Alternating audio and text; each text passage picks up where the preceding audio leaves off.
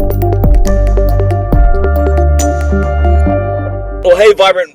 Welcome to another episode of Next Level Coffeecast for the Watch the Throne series. This is episode 6, and I am elated. I'm excited because today, truly, to my right, and if you didn't know this, I've been in quarantine for what feels like for the past 5 years, but truly, to my right this time, I have our student minister, Jeff Tomlin, riding alongside. What's going on? Yes, as we do this coffee cast together today.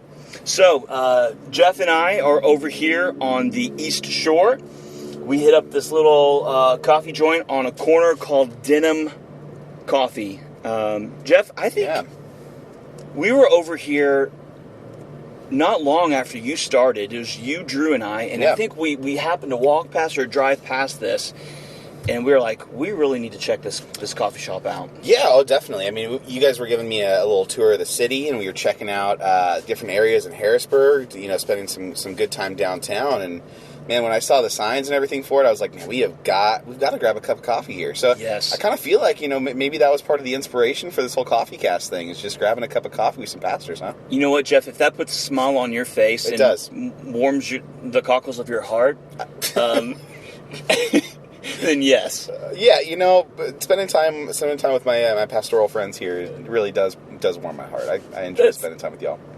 The cockles is the deep part of your heart. It warms the deepest part of your heart. It's a legitimate saying. Thank you. I probably won't use that. Never? I could not use that in a middle school or high school setting without it completely derailing anything that I said beforehand. So, won't be referring to that. Okay, but just say thanks for that. If it warms your heart. It does. Yeah, you were a direct inspiration for the Coffecast. Way to go. My heart is warm now. Thanks. Yes. And so is the coffee. And so is my gut with this coffee. Yeah, let's talk about the coffee that we got here at Denim. You did a two-parter. And I went a direction that you didn't go. You went with two variations of pure coffee and water. Yeah. So anytime I check out a new coffee shop, especially what we would consider third wave or slow brew coffee shops, it's where they're preparing single origin or very limited release coffee beans in a multiple variety ways, but one cup at a time. That's why we call it a slow brew coffee shop, because you wait for that coffee to brew. So anytime I check out a new place, and it's my first time to Denim, I grab a shot of espresso, because a shot of espresso can tell you a lot about the quality of the beans they're choosing, about the skill of the barista, how well they're pulling those shots, and the flavor of it. And then I get a pour over, because that's my preferred method of coffee. But I don't get anything in my coffee. I don't get any cream. I don't get any sugar. None of the fancy stuff. I like my coffee just plain Jane. That way I can taste the beans and the subtle notes. So today, for my pour over, I got a Kenyan. The Kenyan coffee is typically going to have more fruity, citrus, aromatic flavors to it. Typically, it's a very clean tasting bean, and that's why I went that way. But Zach, you went a little bit of a different way. You went the kind of fancy coffee route. My go-to in a coffee shop is the cappuccino. Because I will drink straight espresso and can enjoy it. I like a little steamed milk just to give it creamy. I think it actually helps me to appreciate a bit more of the espresso. It's not as pungent on my palate, and so enjoy it with the creaminess and the little bit of sweetness that's added by heated milk.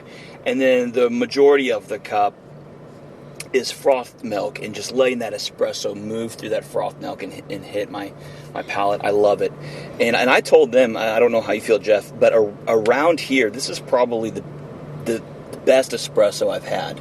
That's a pretty high compliment, Zach. I know you're a big fan of coffee, so it's for you to give that high praise, and I'm actually going to echo that. The espresso is delicious. The pour over is even better. And if this is what our friends over in the Capitol building here in Harrisburg are running the state on, I'm confident. They are well fueled. I'm confident that they've got exactly what they need to lead our state well. Now, not everybody's going to agree with that, but that's okay. If they have this coffee, maybe they're not getting this coffee. They could be going to somewhere else for it. But, So, so if you truly enjoy coffee, that means it's not worth coming over here and getting a white chocolate mocha latte because the espresso is so good. You don't really get to appreciate the espresso with that much milk and syrup and foo-foo. But if you're doing something like either you're drinking straight espresso or an Americano or even a cappuccino that's dry so it's not super diluted, that's where you can really come to appreciate the espresso. And then also their roasts, such as the pour-over. I think if you're over East Shore or if you just want to...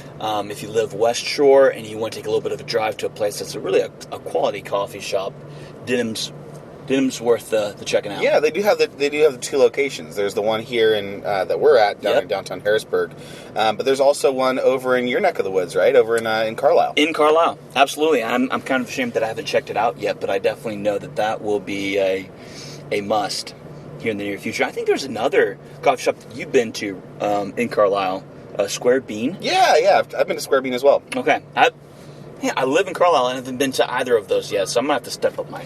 Well, I like grabbing a good cup of coffee with some friends, and that's what we're doing right now. So I'm exactly in my zone. So, Jeff, whenever we were talking about the Next Level Coffeecast, and I was giving you a variety of different topics that you could choose from, and I said, I want you to pick something that you really identify with, that you can speak from personal experience and just something that you're emotionally connected to. You said, I can connect with feeling alone. Whatever you're comfortable with, I would love for you to just share with us why it was the feeling of alone, and that's something that you relate to and that you feel connected with. Yeah, I think for me, I've felt alone many times in my life. I've felt alone in decisions I've made that have gone against the grain. I've felt alone in moments where I didn't feel understood or feel heard from the people that I thought knew me. I felt alone in moments where I've actually decided to be alone. Decided that I needed to be alone. And I think for me, being alone can happen in so many different contexts in so many different ways that I feel like it really depends on what kind of led me there and what I'm doing in that alone state. So yeah, go ahead. So whether it's self-imposed isolation or taking the time as Jesus did to go off and be alone, or it's the loneliness of people have left you, whether it's abandonment, betrayal, or they're just like, hey, I don't know how to walk down this road you're walking down, for good or bad, and you feel like people have left you. What would you say has been the most defining, impactful kind of loneliness that you've experienced in your life? That's a good question. I think that some of the time when I've encountered loneliness has been through when I've gone through some really serious pain and heartache. It's happened for different reasons in the past, but I think the times where I've felt lonely in those moments, where you look around you and you get that kind of Instagram version of people's lives around you, and you don't get to see kind of the messy parts, where when you're going through something really messy, really painful, where you've been hurt or betrayed, maybe you've experienced significant loss. That was my story, was experiencing significant loss, and you look around and you're like, man, is there anyone out there who's been through what I've been through? Am I completely alone in this? Honestly, like, that can be a significant place of suffering. Yeah. Well, regardless of your story, that place of I am alone and in pain can be absolutely excruciating. I saw a lot of that when I was working as a chaplain at the hospital, of people in a moment of health crisis, and especially during the pandemic, whenever the hospitals were restricting, if not at various points, completely shutting off any kind of visitors. And they were just alone in their hospital room, thinking about what might be, and there's nobody there with them. I mean, maybe they can reach on their cell phone or whatever, but just that loneliness, if there's nobody here to carry this weight with me and to just sit with me and empathize and to just to be present. Yeah, I totally hear you there, and I've never been in the position that those people have been in, with it being a health crisis, or some of the people in our congregation who have either been through that or had a family member go through that. Yeah.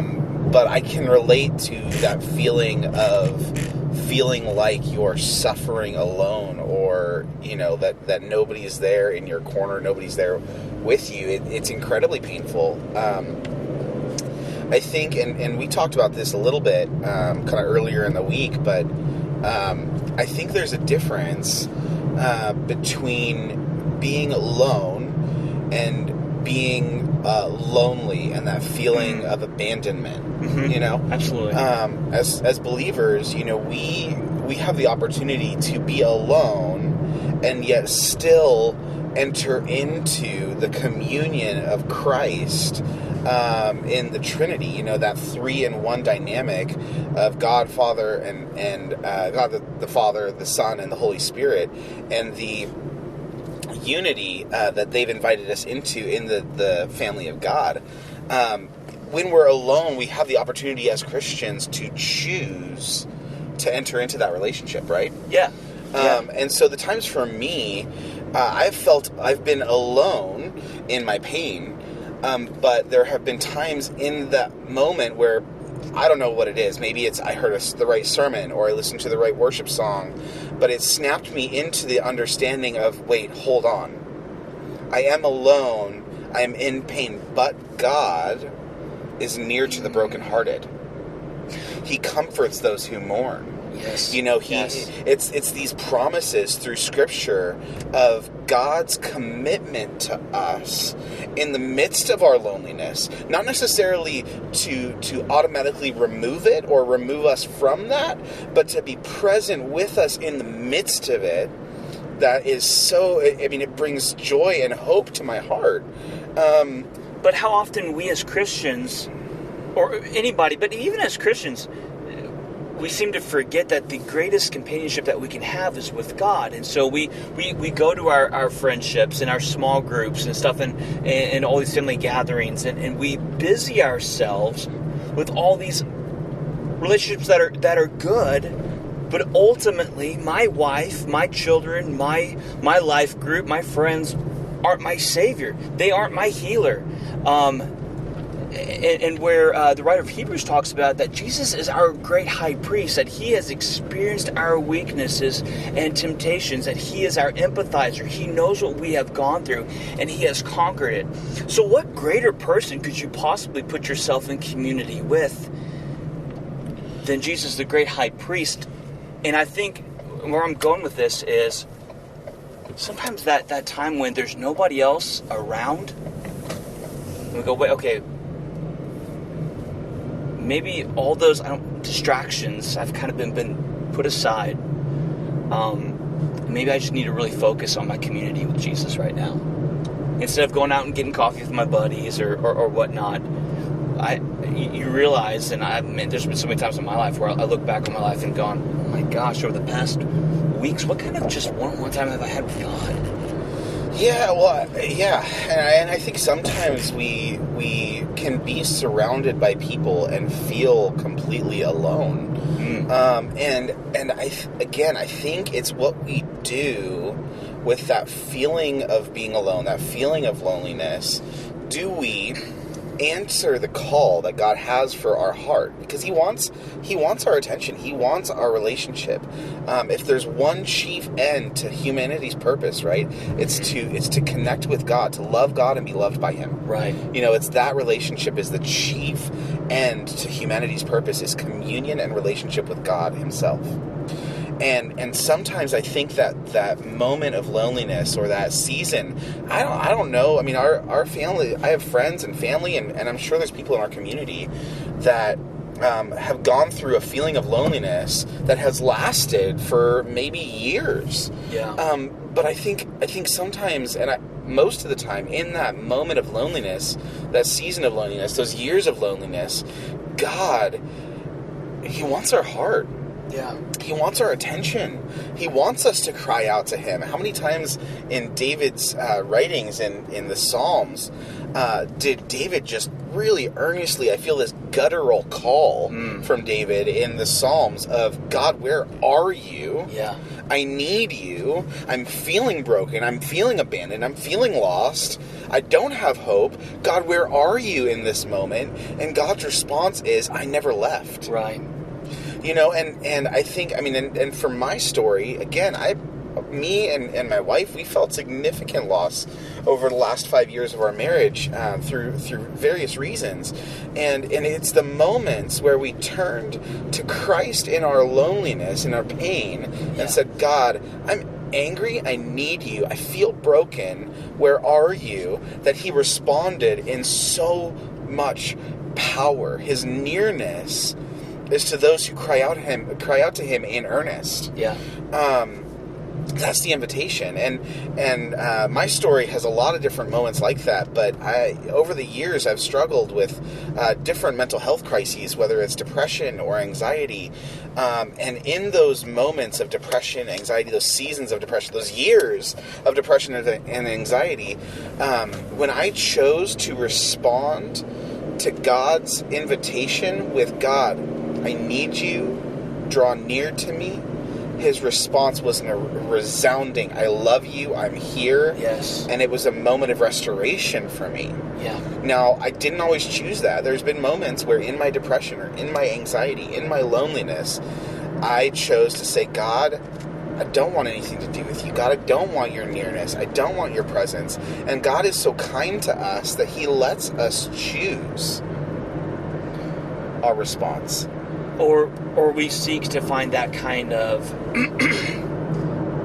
consoling from other people. Yeah, from other people or other places. I mean, I think for some people that can be a numbing out. It can be choosing, to drown out the noise or the pain with substances. It can be. It doesn't even have to be something like alcohol or drugs. It could be something that's even can seem tame, but it's anything that we choose to numb out that pain and not bring it to the cross that can draw us into even a deeper position of loneliness, a deeper ache in our heart, because there's nothing that satisfies like the presence of God. Jeff, we were reading a book as a staff earlier this year called The Deeply Formed Life. And one of the things that really impressed upon me from this book is the idea of being okay with boredom. To be sitting in a moment of tranquility and peace, and allowing yourself to be bored in a way of purification. That your mind doesn't need to be constantly stimulated and activated. That in that boredom, that might be the moments when you hear those gentle whispers of God. And I think in the same way, it's you know what? Hey, I'm going to stop trying to find my purpose, my affirmation, my advice on Facebook for my friends, how many likes I can get, or follows on Instagram or whatnot. And I'm going to choose to be lonely so that I have a lot less noise and distraction around me, and I can really focus on my community, as we're saying, with God. Yeah, it reminds me a little bit of the practice of the presence of God with Brother Lawrence. Yeah. So Brother Lawrence is this, he's a monk, and I'm sure you've read it, but he talks about, asking for God's presence even in the mundane. So not being so concerned with getting out of it, of escaping the mundane, escaping the boredom, escaping the monotony, but actually looking for the presence of God in the midst of it. Yeah. The monastic people, monks and nuns and these groups that dedicate themselves to spiritual disciplines. One of the things they talk about is the sin of acedia or Acadia, depending on how you pronounce it. But it is it's the desire to move on to the bigger and better, or the next stimulation, as you referred to it, the next like on Instagram or post, or the next bit of juicy gossip from your friend, instead of being content in the presence of God in the moment. It's one that we don't really talk about in Western culture, but that lack of contentment with the presence of God can be a snare that takes away what God might have for us in this moment today. Absolutely. I think the invitation for us is to turn our attention, turn our hearts and minds in the midst of our loneliness, or in the midst of being alone, and say, God, you satisfy my needs. You're here with me in the midst of whatever I'm going through, and you're enough. Your presence is enough. Your communion is enough. It's hard to choose that in the moment, though, right? And then that changes what you're looking for or needing in your relationships with other people. Absolutely, because when you find your satisfaction in your relationship with God, in the community you have with God, you're not looking for it to be satisfied in other people. And when we're not looking for that satisfaction in other people, man, our relationships become more full, because we're not expecting things that maybe other people don't have the capacity for. I kind of cringe. I mean, it's not totally a horrible statement, but when I hear people who are dating and they say this person makes me a better person, they make me want to do better things, I'm like, that's good in a way. That's a lot of burden you've put on your partner, on your man. Yeah. Yeah, and I hear it all the time, when I'm talking to students in high school or middle school who are dating, and they're like, oh, they're my everything, they're my one and only. I'm like, man, what kind of pressure does that put on the other person? Or what kind of pedestal does that put them on, where the moment that they're broken or their stuff shows, shoot, like you're just setting yourself up for another position of being alone, disillusioned, brokenhearted. But we don't just do that with relationships. I mean, we do that with our jobs. Mm-hmm. We do that. We find satisfaction in all sorts of things, in our hobbies, in, our relationship with our pets. You submit whatever it is for you. But if you're not finding satisfaction first in God and what He supplies for us, then we're going to set ourselves up for disappointment and loss. Well, you set yourself up for idolatry. Ooh. Yeah, we were dancing around it, but yeah, you hit it. Because you're trying to get from them what God only created Himself to give you. Cool. Say that again. That was good. You are looking to get from somebody or something else what God has only ordained Himself to give. I don't know if ordained is the right word, but it's what's called the God-shaped hole in our hearts that only He can fill. He created us this way. Why would He create us to be fulfilled and made whole in anything else but Him?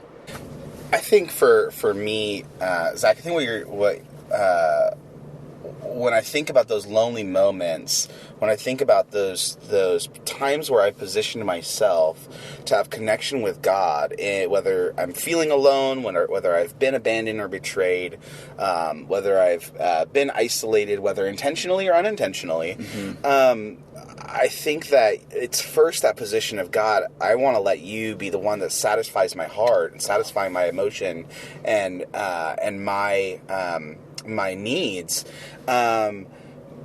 But I also hear that invitation into community, because how much more do we experience who God is than in relationship with other Christians in the church? Yeah. You look at the book of Revelation, and what sustains the church when they go through the different trials and tribulation? Mm-hmm. It's the blood of the Lamb. So it's who God is and what He did for us. and the testimony of the believers. Yeah. And how are you going to hear somebody's testimony if you never rub shoulders with them? Right. You know, and so we talked about that actually recently in youth group, as we talked about how important it is to share our story with God, with each other, because it draws us closer to Him. It does. You know, when you hear somebody's testimony, you're like, oh my gosh, like, I haven't gone through that, but I know that's my God, because my God never fails me. Mm-hmm. It's because of who He is to us. And I think that's one of the most powerful resources we have. It's one of the most powerful ways that we have to remind each other that God is near to us, regardless of what we're struggling with or going through. And you don't have to have a really difficult testimony to have a testimony of your relationship with God. Everyone is unique and different and important. Yeah. Well, hey, Jeff, I really appreciate you taking a coffee break with me to do a Coffecast, to run over to Harrisburg to Denim Coffee. Definitely appreciate. Yeah, man. Good cup of Joe. A great conversation. Man, a lot of food for thought. A lot of just deep truths in this conversation. I believe that we just really connected how our attempt to move out of loneliness can easily become idolatry as we seek comfort and community with things that can't give us what God has made Himself to give us. And when we seek God first in the moments of despair, whether we've been betrayed or in our own sin, we've created distance and isolation. When we turn to God and we seek Him first, and He becomes our sustenance, our joy, our comfort, our peace, it redefines our relationships and how we interact with things around us, and makes everything so much healthier and in the proper perspective and priority. Because God is enough. And when we find community first and foremost with Him, that's when we have the healthiest community with other people. Heck yeah, He satisfies our soul. Yeah. You know, and we can't find that anywhere else. Yeah. It's a good conversation, man. I loved it. I feel like I've got like sermon content for the next 3 months. Yes. Awesome. Well, hey, listeners, thanks for joining us for episode 6 of the Next Level Coffeecast for Watch Throne series. We have two more episodes coming up. We hope that you join us. And until then, have a blessed week. Bye-bye.